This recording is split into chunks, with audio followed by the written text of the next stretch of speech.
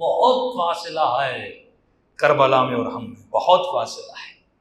پڑھنے والا بھی اس مجلس میں جاتا ہے جہاں پہ معاش ہو، سننے والے ان کی اس مجلس میں رش ہوتی ہے جہاں پہ چاول کا دانہ ہو۔ جہاں چاول کا دانہ وہاں آدمی کا آنا۔ کل یہاں اعلان کیا جائے زردابی ہوگا اور یہاں پہ بوفے لگایا جائے گا، 30 آئٹمز لگائے جائیں گے پورے رضویہ میں، دیکھیے رش کتنا ہوتا ہے۔ عقول معاش ہیں، پڑھنے والا معاش والی عقل رکھتا ہے، وہ مجلس پڑھتا ہے، ذاکر موہ خان، کیونکہ عقول معاش والی ہے، پیسہ، لگژری لائف اسٹائل۔ آج جو کلچر سیاستدانوں کا ہے، جو وی آئی پی کلچر گنہگاروں کا ہے، راشیوں اور زانیوں کا ہے، جو پروٹوکول وہ لے کر آتے ہیں، آج وہی کلچر آپ کو مذہبی لوگوں کا نظر آتا ہے۔ ان کے پیچھے گارڈز، بڑی بڑی گاڑیاں، یہ وی آئی پی کلچر ہے، یہ لوگوں کو امپریس کرنے کے لیے، کیونکہ عقول زین لکم، شیطان نے اس چیز کو زینت بنایا، بڑی گاڑی کو زینت بنایا، مال کو زینت بنایا، مٹیریلسٹ لائف کو زینت بنایا، پیسے کو زینت بنایا۔ اب یہ بھی سمجھتا ہے کہ لوگوں کے لیے یہ زینت ہے، کہ اسی چیز کو فالو کرتا ہے، وہ خطیب ہو، وہ نوح خان ہو، وہ جو بھی ہو، اس چیز کو زینت کہتے ہیں۔ کہتے مولانا لوگ عزت نہیں کرتے جب تک بڑی گاڑی نہ ہو۔ اس کا مطلب تو نے بھی اسی چیز کو زینت دی جس کو شیطان نے زینت دی۔ تو نے حسین والی چیزوں کو زینت نہیں دی، تم نے حسین کے کلچر کو کتنا بڑھایا۔ ہم بھی شیطان کے کلچر کو بڑھا رہے ہیں، وہی کلچر جو شیطانی کلچر ہے، وہی کلچر، وہی لائف اسٹائل، وہی لگژری لائف اسٹائل، وہی سیلفشنس کا تصور، وہی مٹیریلسٹ لائف کا تصور۔ تم اپنے جوان کو کیا سکھا رہے ہو کہ یہ مٹیریلسٹ بن جائے؟ تم اس جوان کو کیا سوچ دے رہے ہو کہ مالدار بن جائے، بڑی گاڑی پر بیٹھے، آگے پیچھے پولیس والے ہوں؟ یہ کلچر سکھانا چاہ رہے، یہ کلچر تو مغرب میں بھی نہیں ہے، یہ کلچر تو اس دنیا میں بھی نظر نہیں آتا۔ وہاں کے وزیر بھی ایسے نہیں چلتے جیسے یہاں کے لوگ چلتے ہیں۔ یہ وہ تقویٰ تھی جو علی ابن ابی طالب سکھانا چاہتے تھے کہ ایک امام کا سفیر، ایک امام کی حکومت میں حکومت کرنے والا مصر میں جب کسی امیر کی دعوت پہ جاتا ہے تو مولا علی خط لکھتے ہیں کہ مجھے پتا چلا ہے تو آج کل امیروں کے گھر میں کھانا کھانے جاتا ہے۔ کیا غریبوں کے گھر میں کھانا نہیں ملتا؟ کیا ان کے سفرے پر کھانا نہیں آئے؟ کہ امیروں کے سفروں پر 10 طعام دیکھ کر ان کی رنگینیوں میں تو جکڑ گیا، اور تو کیسا ہے کہ علی ابن ابی طالب کا ماننے والا ہے؟ کہا خبردار آج کے بعد کسی امیر کے گھر میں کھانا کھائے، کیونکہ تو والی ہے، تو حکومت کرنے والا ہے۔ غریب کے دلوں میں یہ احساس پیدا ہوگا یہ امیروں کو زیادہ رسپیکٹ دے رہا ہے، اور کس کی وجہ سے دے رہا ہے؟ تقویٰ کی وجہ سے نہیں، مال کی وجہ سے۔ ان اکرمکم عند اللہ اتقاکم۔ اگر مال کامیابی ہوتی، اگر دولت کامیابی ہوتی، اگر ریاست کامیابی ہوتی تو خدا کہتا قرآن میں کہ فرعون کامیاب ہے، خدا کہتا کہ قارون کامیاب ہے، لیکن خدا نے اگر کسی کو عزت دی اور با کمال سمجھا تو ابراہیم کو با کمال سمجھا، خدا نے اسماعیل کو با کمال سمجھا، یحییٰ کو با کمال سمجھا۔ یہی وہ کلچر تھا جس کو لوگوں نے کھو دیا۔ ایک کلچر حسین کا، ایک کلچر یزید کا، ایک سیولائزیشن حسین ابن علی کی، ایک سیولائزیشن یزید کی۔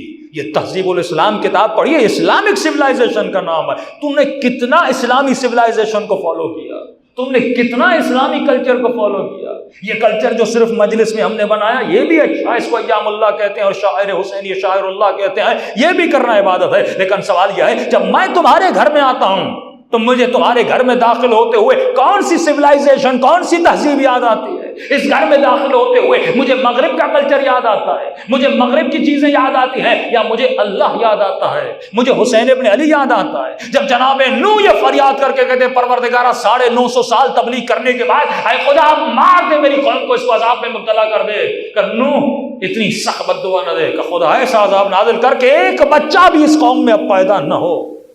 نوح کیوں؟ کہ ماحول اتنا بگڑ گیا، خدا اب میرا بچہ میری نہیں سنتا اور میری بیوی میری نہیں سنتی، کیونکہ ماحول بگڑ گیا، اس معاشرے کے اسلوب بگڑ گئے، اس معاشرے کی تربیت بگڑ گئی۔ جب زمین خراب ہو جائے گندم کا دانہ بہترین ڈالو لیکن وہ فصل گندی اگتی ہے کہ خدا یہ زمین بگڑ گئی، ان کو تباہ کر دے، لم یولد، اب ان میں کوئی پیدا نہیں ہوگا جو مومن ہو۔ لیکن دوسری طرف امام زمانہ فرماتے جب میرا ظہور ہوگا، امام زمانہ جب میرا ظہور ہوگا، معصوم کی روایت میں ہے جب امام زمانہ کا ظہور ہوگا، فرمایا حکومت مہدی میں کوئی زانی پیدا نہیں ہوگا، کوئی شرابی پیدا نہیں ہوگا، کوئی جھوٹا۔ امام کیا کریں گے؟ کون سی جادو کی چھڑی چلائیں گے کہ کوئی زانی پیدا نہیں ہوگا، کوئی جھوٹا پیدا نہیں ہوگا، کوئی مبغض پیدا نہیں ہوگا، کوئی حسد کرنے والی پیدا نہیں ہوگی، کوئی غیبت کرنے والی بدحجاب پیدا نہیں ہوگی۔ مولا آپ کریں گے کیا؟ فرمایا ایسی سوسائٹی بناؤں گا۔ افراد سسٹم سے بڑے نہیں ہوتے، سسٹم بڑا ہوتا ہے۔ میں ایسا سسٹم بناؤں گا، ایک ایسا سسٹم جس میں جو بچہ پیدا ہوگا سسٹم اچھا ہوگا، ماحول اچھا ہوگا، اسکول اچھے ہوں گے، گھروں کی تہذیب اور تمدن اچھا ہوگا، جس میں یہ بچہ پیدا ہوگا یہ حسینی بن جائے گا۔ میں پھر بھی مغرب کی مثال دیتا ہوں، وہاں پہ اگر کوئی کچرا پھینکتا ہے نا، کوئی کیمرہ نہیں، لیکن ہم اس کی سوشل لینگویج میں کہتے ہیں سوشل شاک اور سوشل پریشر۔ اس کو پتا ہے اگر کچرا پھینکا دور سے کوئی دیکھے گا مجھے روکے گا، یہ ان کے ڈر سے کچرا نہیں پھینکتا۔ ایسا ہی امام زمانہ کی سوسائٹی میں ہوگا۔ مومن جب گناہ کرنے جائے گا اس کو پتا ہوگا مجھے روکنے والے روکیں گے، وہ کسی کو دعوت گناہ دے گا ڈرے گا کہ وہ مجھے کیا کہے گا۔ ایسی سوسائٹیز بھی ہیں جس میں آپ رشوت دینے سے ڈرتے ہیں، کہیں آفیسر ایماندار نہ ہو، کہیں مجھے پکڑ نہ لے، جس میں انسان گناہ کرنے سے ڈرتا ہے کوئی مجھے دیکھ نہ لے۔ لیکن جب سوسائٹی بری ہو جائے، پاکستان کی سوسائٹی میں بے جھجک ہو کے آپ رشوت دیتے ہیں، کیونکہ سوسائٹی گندی ہے، کیونکہ رولز گندے ہیں، کیونکہ نظام گندا ہے، کیونکہ قوانین فرسودہ ہیں۔ اور اس قوانین سے ہمارے علماء امید رکھیں کہ مولانا اسی سسٹم میں ہم کامیابی لائیں گے۔ وہ سسٹم جب گندا ہے آپ کیا کرو گے؟ جب تک اس کے قوانین نہیں بدلتے، جب تک جسٹس سسٹم نہیں بدلتا، جب تک پورے نظام کو تبدیل نہیں کیا جاتا، تب تک پاکستان نہیں سدھرے گا۔ کتنی پارٹیاں بناؤ، کتنی سیاسی جماعتیں بناؤ، ہم بھی یہاں اور آپ بھی یہاں دیکھتے ہیں، آپ کر کیا پاتے؟ کچھ بھی نہیں کر پاؤ۔ یہ بالکل ایسے ہے کہ ایک راستہ جہنم کی طرف جا رہا ہے اور میں ڈرائیور متقی آدمی بٹھا دوں، مولانا یہ نمازی ہے اور بڑا متقی پرہیزگار ہے، اس کو گاڑی پہ بٹھا دیں، ہاں بھائی بٹھا دو۔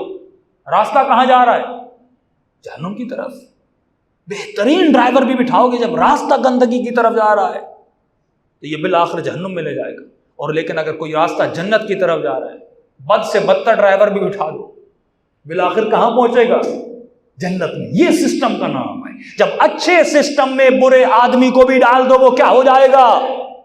اچھا ہو جائے گا۔ یہ کربلا تھی۔ کربلا کا ماحول ایسا تھا جب وہاب قلبی وہاں سے گزرا، مسیحی تھا، لیکن کہا حسین اب تجھے چھوڑ کے نہیں جاؤں گا۔ حسین کو امام دعوت دینے گئے، زہیر کو امام حسین نہیں آیا زہیر، لیکن ایک مرتبہ حسین کی خیمے سے ہو کر گیا، پھر زہیر پلٹا نہیں، اور ایک مرتبہ حسین سے ملا، ایک مرتبہ ملا، ایک جملہ امام نے کہا، سقلت کو امک ہے اور تجھ پہ تیری ماں روئے، ایک جملہ۔ یعنی اس سسٹم میں اتنی گریوٹی ہے، حسین کی سوسائٹی میں، اخلاق میں، ادب میں، ایمان میں اتنی کشش ہے کہ جو ایک مرتبہ ملتا ہے پھر کہتا ہے میں جدا نہ ہو جاؤں۔ ارے میں عام سی مثال دوں، کربلا تو صدیوں پہلی والی بات ہے، یہاں سے امام حسین کی زیارت کو جاتے ہو، 3 دن کربلا میں رہتے ہو اور واپس آتے ہو تو کیفیت کیوں بدل جاتی ہے؟ رضویہ کی مسجد میں نماز میں وہ مزہ نہیں آتا جو امام حسین کے حرم میں آتا ہے۔ ہوتا کیا ہے وہاں پہ؟